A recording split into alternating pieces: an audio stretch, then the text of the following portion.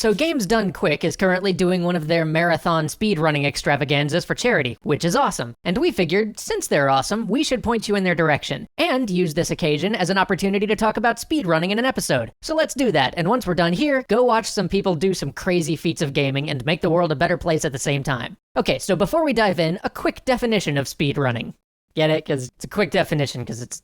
Okay. A speedrun is a playthrough of a game with the singular goal of achieving the fastest possible completion time. There can be some informal rules around how you do it, whether you have to complete the whole game or are allowed to glitch past large chunks of it, whether or not you have to do it all in one sitting, whether you can use tools like emulators and save states to achieve the absolutely perfect run, and so on. But fundamentally, it's about shaving seconds off a playthrough until you can beat a game in record time. There's a lot to be said about speedrunning. It's a fascinating phenomena from both a player and a developer perspective. It's grown a huge community and driven people to develop gaming skills that are really unbelievable. But today, I principally want to talk about how to develop speedrunning-friendly games, as that's something I'm seeing developers start to do, and it's relatively unexplored territory for design. As a developer, it's an amazing feeling watching somebody put in the time and dedication to speedrun your game, but it also raises a number of intriguing questions. The speedrunning community is fairly large and very active in terms of putting up videos of their achievements, which is awesome because it leads to a lot more exposure for great games that might otherwise get overlooked. But if you want to be cynical about it, targeting the speedrunning community can also net you a lot of free marketing, especially if you're a small indie developer with no marketing budget. This has led some developers to narrow their focus a little too much in their efforts to target the speedrunning community.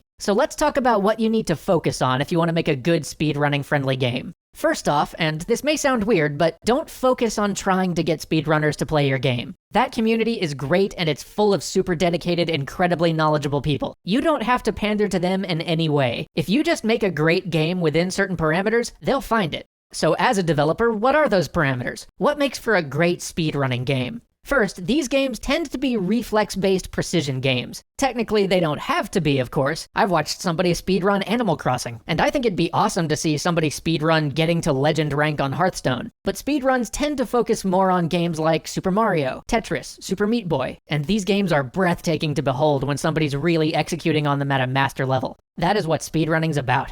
Now that's an easy observation to make, but we have to ask, what's the most important thing to creating one of these reflex-based precision games? And while that may seem like a fairly straightforward question with a fairly straightforward answer, I see a lot of devs attempting to court the speedrunning community by leaving in crazy glitches or by simply creating all sorts of neat shortcuts for the player to ferret out. But the thing is, that stuff isn't really at the heart of what makes a game great for speedrunning. That stuff can be interesting and sometimes make a run even cooler, but the key to a great speedrunning game is almost always tight controls. If you look at the majority of the popular speedrunning games out there, this is the one thing they have in common. Focusing your development on making sure your controls are tuned and responsive is far more important than the bells and whistles. This brings us to the second piece for a good speedrunning game: versatility combined with consistency.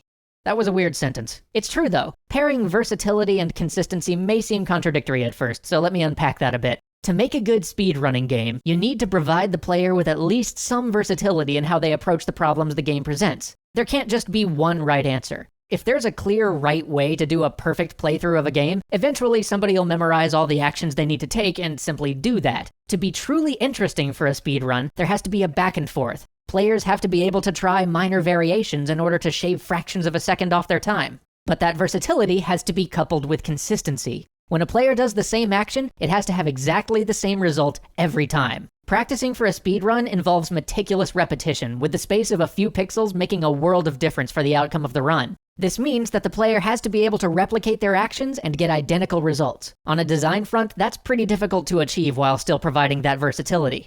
The place where this comes up the most, though, is enemy interactions. Scripted enemies, like those you see in Freedom Planet or Dust Force, are far more likely to deliver the type of consistency you're looking for than enemies driven by a complex AI system. If you want that old-school elegance of play, don't get too complex. The bigger the system, the more moving parts there are, the more likely some of them will act in a way that doesn't appear consistent to the player. Also, if you decide you want to put random elements in while still attracting the speedrunning community, make sure that the randomness basically evens out over play, at least for master players. I mean, there's an element of randomness to Tetris. You never know what blocks the game's gonna give you to work with, but while a run of bad blocks for you or me might be devastating, for a player who's so good that they're consistently going through hundreds of blocks each run, those instances of bad luck sort of even out.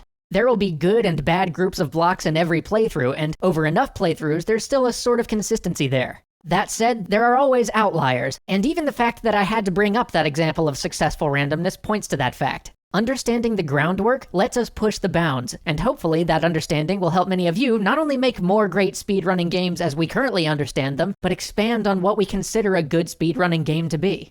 I did want to mention one more thing about speedrunning games today, and that's patching. Patching brings up some interesting questions when it comes to building a game that's good to speedrun. Right now, many of the most popular speedrunning games are older, and that makes total sense. To speedrun a game, you have to be incredibly familiar with it, to a level sometimes only gained through years of play. Additionally, many of our older games, because of constraints on things like the complexity of the AI, had fewer systems interfering with your ability to practice the game in a consistent, repeatable way. But the fact that so many of these are older games also means that many of these games were made in the era before patching was common. Now, with patching being ubiquitous, the question of a definitive version of a game is much more up in the air, which of course means that how we measure the best speedrun for a game gets a little bit more complicated.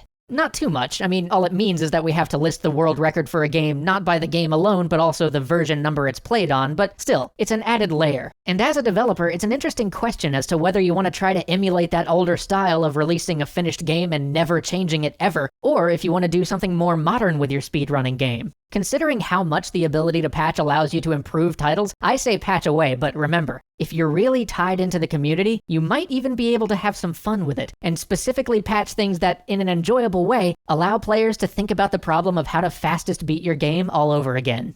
Alright, we're done here. Go check out the Games Done Quick marathon. There's a link down below. We'll see you there.